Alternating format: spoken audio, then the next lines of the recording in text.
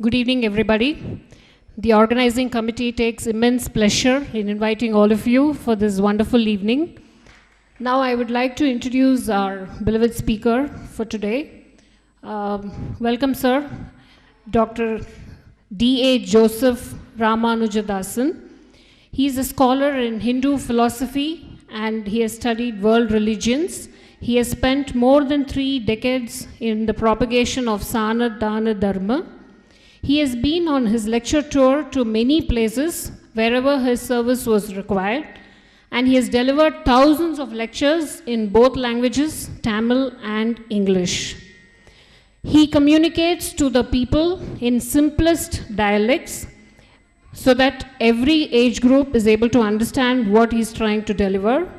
He has delivered on topics related to Upanishads, the Bhagavad Gita, the Ramayana, the Mahabharata, the Simritis, Sri Ramanuja's Visishta Dvaita, the Puranas, the Acharyas, etc., which has also been published as audio CDs and audio cassettes.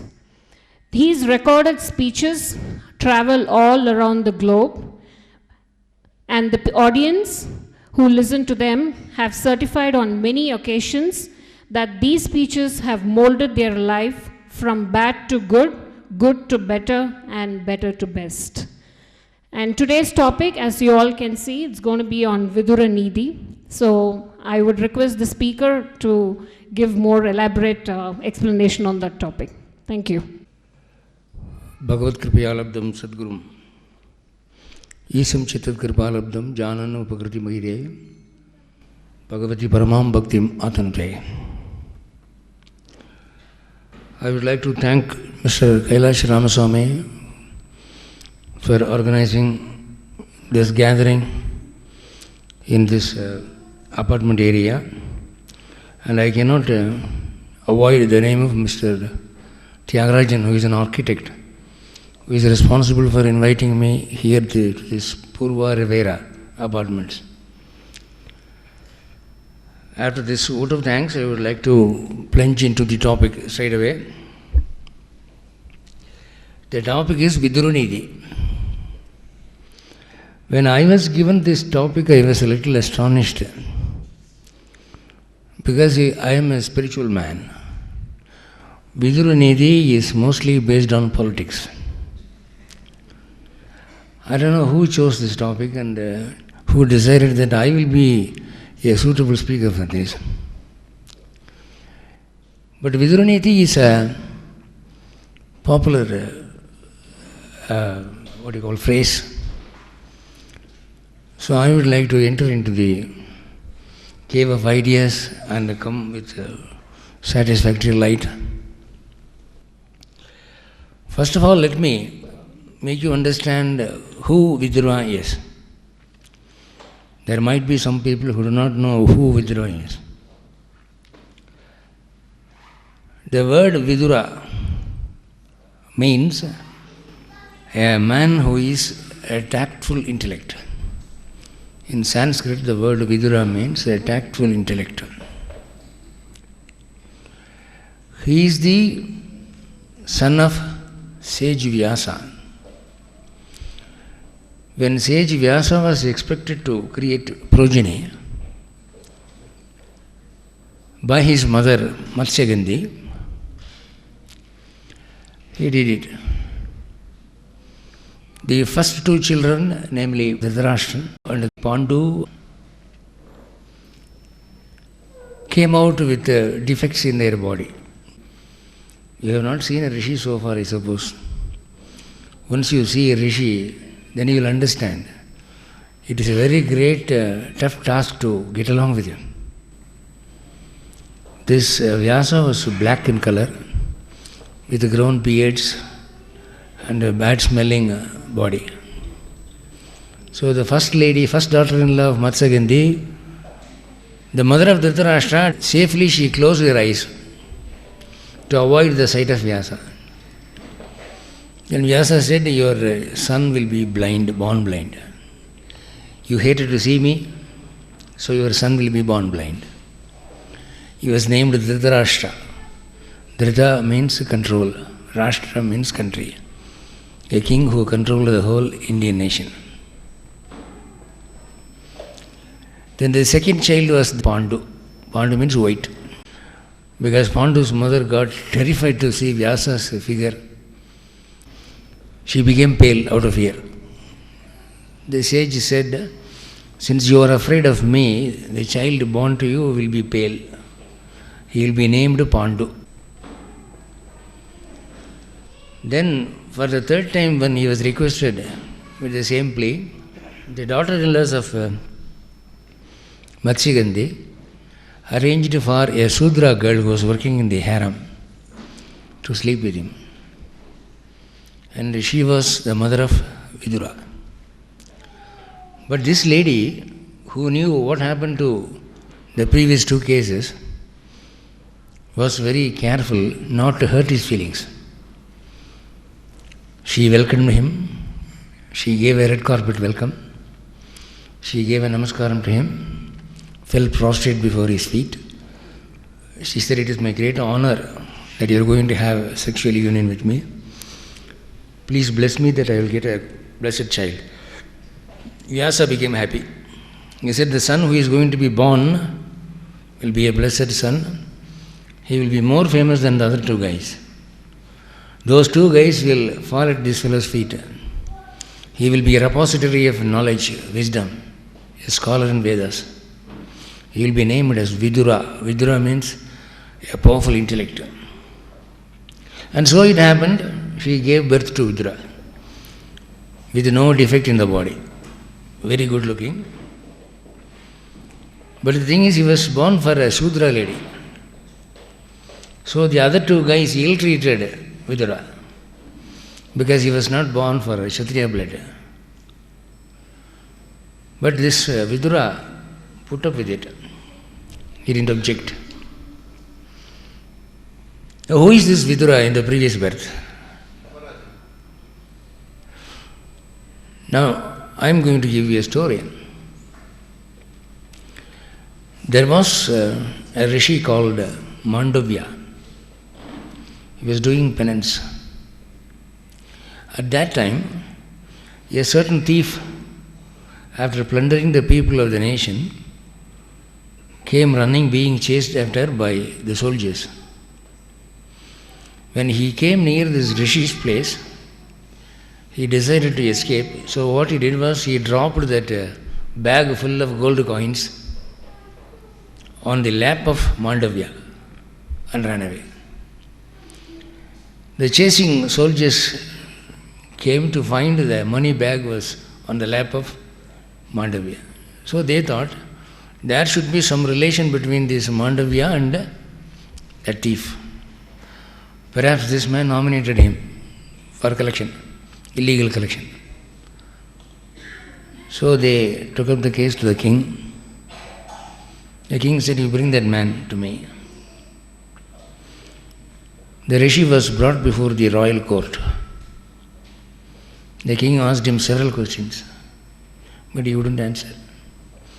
Who are you to question me? I am not going to answer you at all. You don't deserve a reply from me. He kept quiet. Then the king came to a decision that silence means saying yes. So he said, it has been proved that this fellow is behind the scene. So he deserves a death sentence.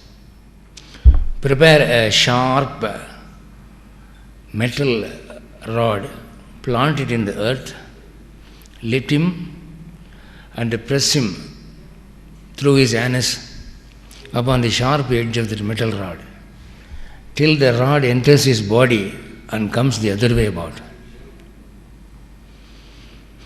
They did it. But what happened was, when such punishment was given in those days, within 24 hours the person will die. If he is a strong man, he will prolong for 24 hours. If not, within 2 hours he will die. What happened after 2 days, the soldiers went and saw the Mandavya was still alive, blinking his eyes very actively. Then they went and reported the matter to the king. The king came there. He couldn't believe his eyes. This mortal man could withstand so much of pain, so much of physical torture. He didn't die. That means he must be a Mahatma. A normal man cannot sustain this much of pain. So he asked those soldiers to remove him from the metal rod. He was alighted, brought to the earth. The king fell prostrate before the Rishi Mandavya, begged for his pardon, and went back to his palace. Now when the soldiers disappeared, Mandavya started talking to himself. What wrong have I done to undergo this punishment? I have been a very good man, a man practicing ahimsa. Why should God give me such a horrible punishment for me? So he went to the abode of Yamadharmaraja. Yamadharmaraja is the person whom we are all going to meet after our death. We will be brought before his court for verification. In Garuda Purana, it is said that sometimes, rarely, the servants of Yamadharmaraja bring the wrong person. Supposing there is a person called Ramachandra in door number 113, Vaishal Street, Pondicherry.